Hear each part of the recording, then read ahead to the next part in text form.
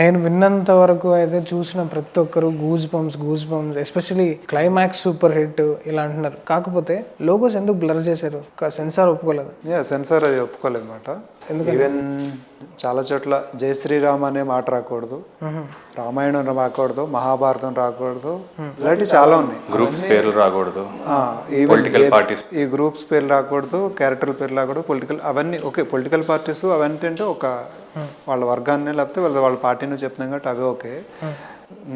దేవుడి పేరు చెప్పకూడదు, లేకపోతే రామాయణ మహాభారతాలు అన్న పేరు కూడా రాకూడదు. సో ఇలాంటివి ఉన్నాయన్నమాట. ఓకే, అవన్నీ కూడా కట్ చేసుకున్నాము. సో అవి కూడా దానివల్ల బ్లర్ చేయాల్సి వచ్చింది అనమాట. ఏబీపీ కానీ ఆర్ఎస్ఎస్ కానీ.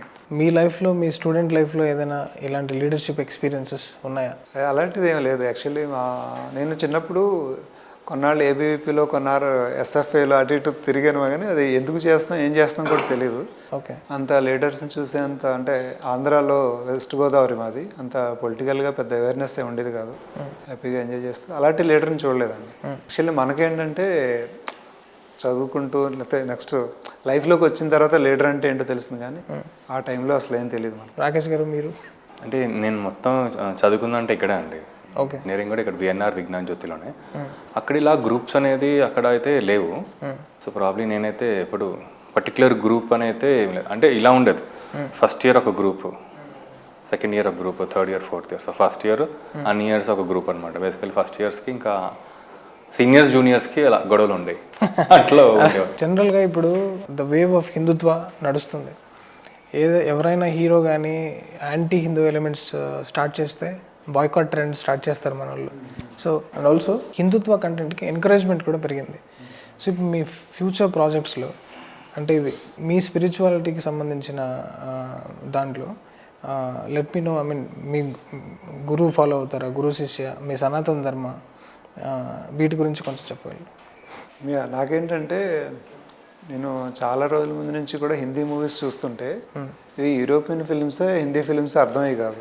ఏం చేస్తున్నారు వీళ్ళు, అసలు మనం ఎక్కడున్నాం, అసలు ఏం చేస్తున్నారు అది తెలిసేది కాదు. నేను చాలా రోజులు హిందీ సినిమాలు కూడా చూడటం మానేసన్నమాట. నా ఫేవరెట్ డైరెక్టర్స్ అందరూ ఏంటంటే కే విశ్వనాథ్ గారు, ఓకే, వంశీ గారు, బాపు గారు, ఈవెన్ తమిళ డైరెక్టర్స్ అయినా కూడా మణిరత్నం గారు కానీ, బాలచంద్ర కానీ. సో అంటే ఇంత ఇవి మన సినిమాలు అనిపిస్తాయి కదా. సో ఫ్యూచర్లో చేసినా కూడా ఇది మన సినిమా, ఇది మన లైఫ్, ఇది మన క్యారెక్టర్, ఇది మన కల్చర్, ఇవి మన వాల్యూస్ అనేది మిస్ అవ్వకూడదు. సో నేను ఫ్యూచర్లో ఏం చేసినా కూడా అందులో అంటే అన్నిటిలో మనం అండర్లైన్ చేసి గట్టిగా చెప్పాల్సిన పని ఉన్నా లేకపోయినా కూడా మన కల్చర్ కానీ మన వాల్యూస్ కానీ గ్యారంటీ ఉండాలి. సో అది కనిపించాలి, ఒక భారతీయత అనేది కనపడాలి. అది మన ప్రజెంట్ చేయగలిగేది మన సినిమాల ద్వారా, మన ఆర్ట్ ద్వారా అనిపిస్తుంది. రాకేష్ గారు మీకు అయితే నాకు ఇక్కడ ఒక చిన్న పాయింట్ యాడ్ చేయాలండి. ఇప్పుడు కొన్ని సినిమాలు వస్తున్నాయి వినోద్ గారు, మనకి ఫ్యూ ఫిలిమ్స్ పాస్ట్లో వచ్చాయన్నమాట. అవి ఏంటంటే ఫోర్స్డ్ హిందుత్వాది యాడ్ చేస్తారు. ఎందుకంటే ప్రస్తుతానికి ఓపెన్ సీక్రెట్ ఏంటంటే ఇది యాడ్ చేస్తే జనాలందరూ హిందుత్వ ఫాలో అయ్యే జనాలందరూ చూస్తారు, మనకి బాక్స్ ఆఫీస్ అవుతుంది.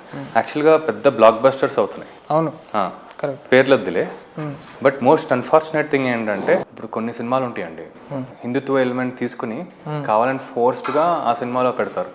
ఎందుకంటే అవి ఉంటే ఆడియన్స్ వస్తారు, చూస్తారు, వాళ్ళు హిట్ చేస్తారు. సో ఇలా almost last few films forced Hindutva ఎలిమెంట్లు పెట్టేసి వాళ్ళు బాక్స్ ఆఫీస్ రికార్డ్స్ చేసుకున్నారు.